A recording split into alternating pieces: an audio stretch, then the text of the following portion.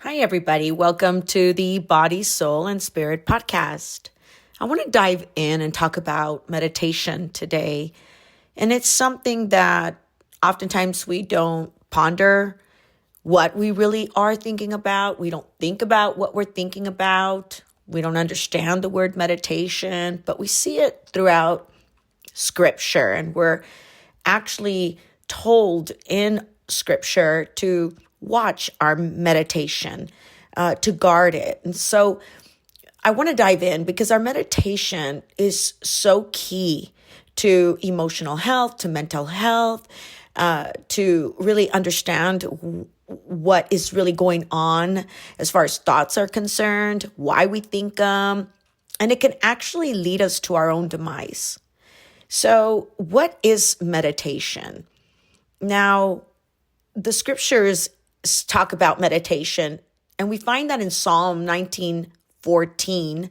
It says, "Let the words of my mouth and the meditation of my heart be acceptable in your sight, O Lord, my strength and my redeemer."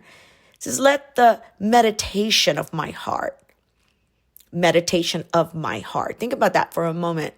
I mean, does the heart really meditate? What is meditation? Meditation, and maybe you've heard the word spoken in psychology, where you could do meditation exercises.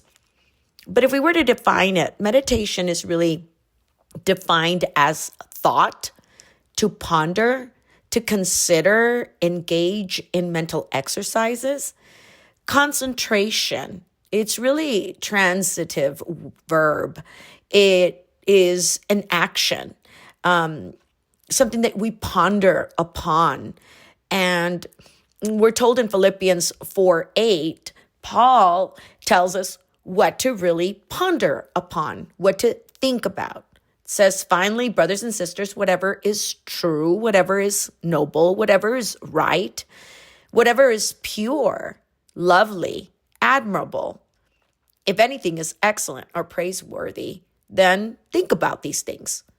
You are to ponder about such things. Proverbs 23:7 tells us, "As a man thinks in his heart," there it is again, "so he is." And oftentimes, we can actually begin to meditate on things that are not true, that are not lovely or acceptable.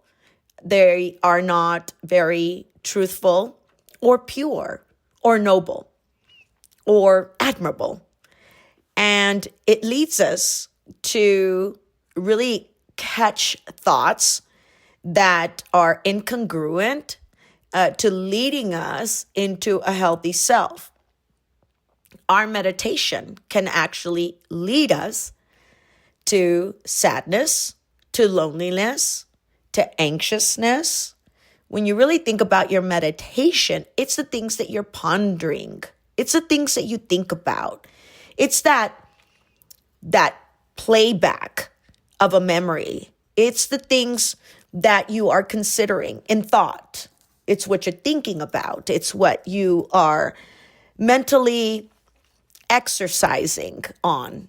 In other words, it's a verb. You think about it, kind of like playing a song and you put it on repeat. Those are our meditations. Meditation is important to look at because sometimes without us realizing it, oftentimes we can actually be meditating on the wrong thing, which in turn is leading us to things that we maybe don't want to be led into. Now, when you think about your meditation, the things that you are pondering, the things that you're thinking about, right? The things that we pondered throughout the day, and we all have fallen prey to the wrong meditations, to things that we're meditating on, like a memory of the past, or maybe a mistake that you made, or maybe something's magnified in your life, maybe a failure that you have had, and you just meditate on it, and it's just a playback, and you keep hitting the play button and rewind button, and that's meditation. You keep thinking on it and thinking on it and thinking on it. And it's highlighted for you. And oftentimes it goes unchecked, or we don't really think about what our meditation really looks like. So I want to take this time for us to become very conscious and aware of what our meditation has been lately. When your meditation begins with self, it will always end and begin in two places. Whenever you think about your meditation, maybe it was on a mistake that you made, right? And then now it just playing back in your mind. And that's what you meditate on. You're thinking about that mistake. You're thinking about what they said. You're thinking about what happened. You're thinking the what if. Well, whenever it starts with ourselves, it will end in two places. Number one, in scarcity or in shame. Oftentimes we spend a lot of time just listening to ourselves, and we don't find enough time to talk to ourselves. Now, there's a king in the Bible by the name of David, King David, and he really taught us about meditation. He's the guy that wrote the book of Psalms. And he would say, "Oh, bless the Lord, oh my soul, and all that is within me." And what was he saying to himself? He's saying, God, I want to include you in my meditation, because he didn't always get it right. When our meditation begins with ourselves, it'll begin and end with scarcity. Scarcity is really a shortage. You'll always start thinking in terms of, I don't have enough. Have you ever noticed that when your meditation is focused on you, we have a tendency to go on a journey now where all we see is the scarcity, the shortage, what we don't have enough of, where we fall short, how we're not good enough, we're not smart enough, we have a lack, we fail too much. Instead of looking at the mercy of God, the strength of God, it will always start with scarcity whenever our meditation begins with us. When it ends and it starts with us, this meditation, it'll end and begin in shortage. We beat ourselves harshly because in the end, all we see is what we don't have, rather than looking at what we do have. Instead of seeing, yes, I'm weak, but he is strong. When our meditation is on self, just yourself, and we've all fallen prey to that, what somebody did to us or said to us or how they treated us or what they didn't do or what we failed to do or what we haven't done, what we haven't attained. When it starts with us and all we see where we're at, the condition where we find ourselves, instead, it's going to end up leading us to scarcity. Notice how now all you see is what you don't have as opposed to what you do have. Well, David was a perfect example because he shows us, he says, Lord, let the meditation of my heart, let it be pleasing unto you. Let it be gratifying unto you. And he taught us how. He not only saw his shortcomings, but then he would talk to God and he would invite God into that place. And he would say, "O wretched man that I am, I eat my tears throughout the day. You see all my enemies surrounding me."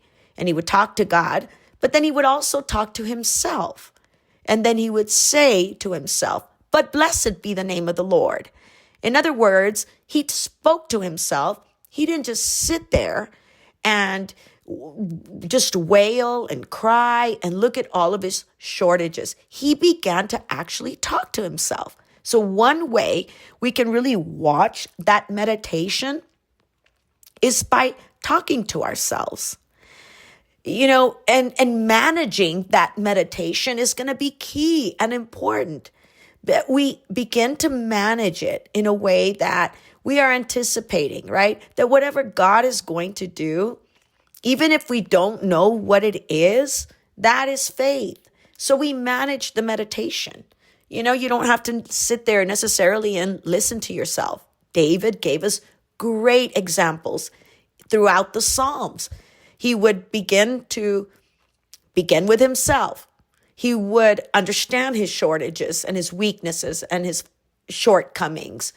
But he didn't end there. He would begin to talk to himself. And that's one way to manage your meditation. You manage it in a way where you are even anticipating, right? That's faith. You are anticipating that whatever God is going to do, even if you don't know what it is, you're going to remain faithful and you are going to be remaining in faith, that you're going to believe him regardless. And that's what David would do. He would talk to himself, and then he would turn around and he would speak about God's goodness. He would revert back to the faithfulness of God. So that's important to do also. Now, when you look at scriptures, this is really important to understand, because we see that meditation, if we're not conscious of it, if we're not aware of it, if we're not managing it correctly, then it could become our own demise. Now we see that, and it's found in scripture in John chapter 8, verses 40 to 44. And here's this image of how the enemy and Satan is a murderer from the beginning. Jesus begins to talk about how he was a murderer from the beginning, not holding to the truth. He started as an angel. And that when you look at really this conversation that Jesus is having about, the enemy, it's interesting because you see how he's explained in a way where he was an angel, but he started to have conversations with himself. It says there in the Bible that he said within himself. Now that's his own meditation, because he's saying within himself. It's what he pondered. It's what he thought about. Meditation is really the conversations that you're having with yourself. And that's why it's not very trustworthy when you have conversations with yourself. Because when you look at that example, whether you believe in this enemy, this force called Satan, whether you believe it or not, it's a great example, because when you look at the conversations that he would have with himself, right? It says that he said to himself, and look at what he said to himself. Scripture tells us that he would say, I will do this. And it led him to really think that he was bigger than God, wanted to be greater than God. He was a murderer. He lied because he kept having these conversations to himself. In other words, this is what he really believed about himself. And he didn't bring it to God. He didn't redefine it. He didn't say, wait, I'm an angel, right? He just had these conversations with himself. That's why you can't trust conversations with yourself. That's dangerous. Why? Because some of those conversations that we're having with ourselves, that meditation, what we ponder upon, is really not true. It's really not healthy. It's really the meditation of our heart. The condition of our heart is not healthy. So we start to have these conversations with ourselves, but that doesn't mean that it's true. So when you look back at this enemy, it says he said within himself, I will do this. And that meditation became his greatest demise. So we've got to manage our meditation. Think about what we're thinking about.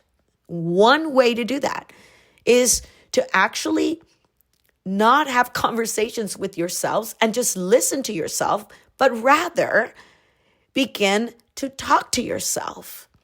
It says, whatever is true, whatever is lovely, whatever is of good cheer. Think about those things. So meditation is really important because it's a driving force in our life.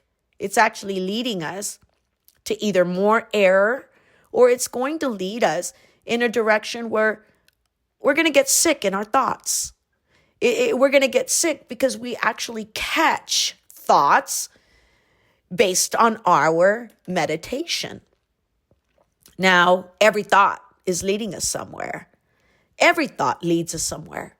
The meditation that we're just constantly replaying in our mind, right? That meditation begins to lead us to certain thoughts, certain patterns of thinking, certain beliefs system. just because I meditate on it doesn't mean it's necessarily true. It says, whatever is true, whatever is lovely, whatever is of good cheer, think about those things. Every thought, even my meditation, is leading me somewhere. Before there was division, there was a thought.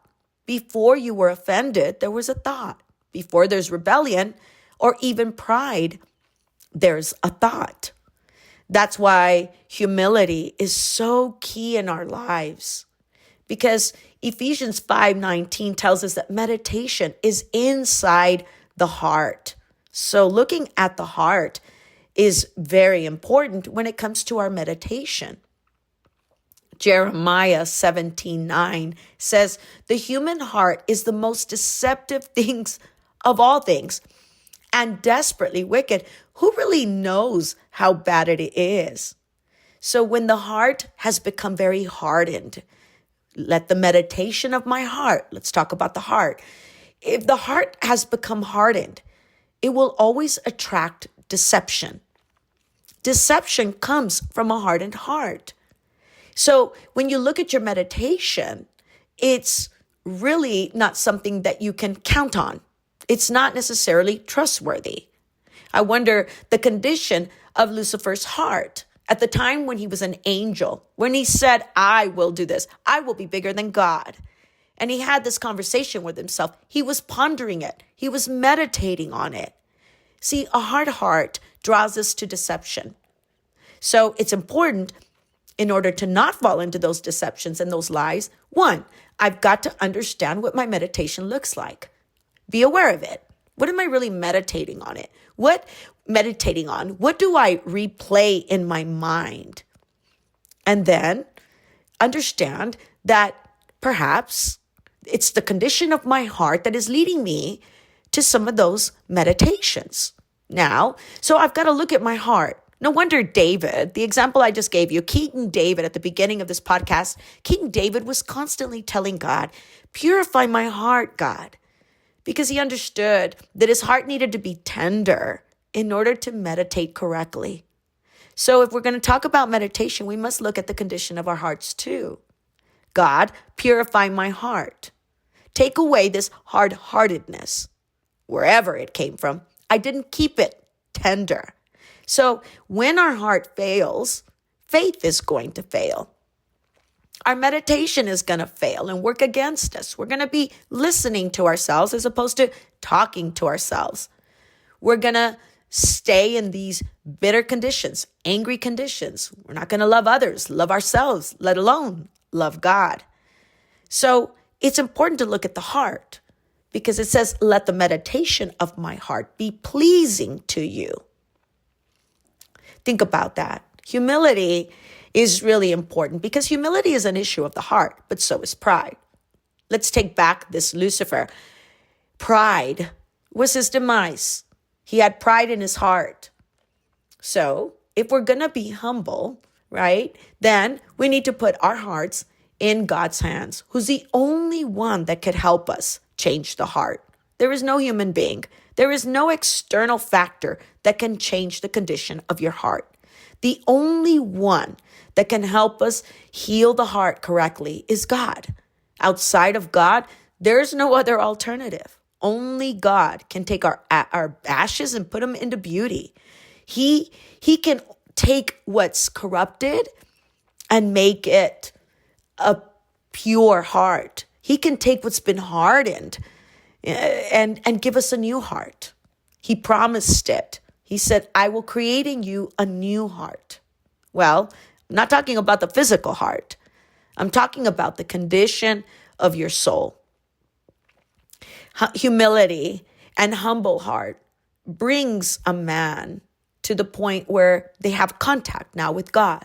It takes humility to keep us very sober-minded and to think with right thoughts, this sense of meditation that leads us to truth, that leads us to something good.